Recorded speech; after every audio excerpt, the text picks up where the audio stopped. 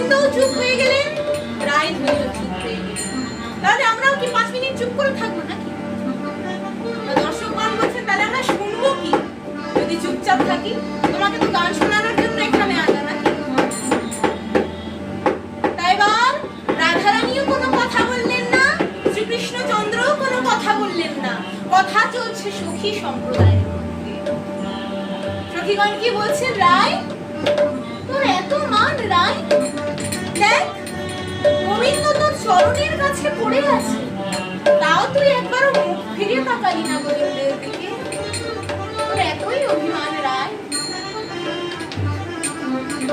রাধারানীর মুখকমলটি একদম পদ্ম ফুলের মতন তো, তাই সখীগণ বলছে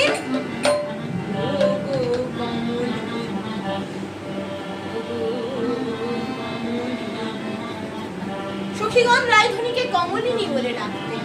সে দেখ ধনী, সে দেখ ধনী,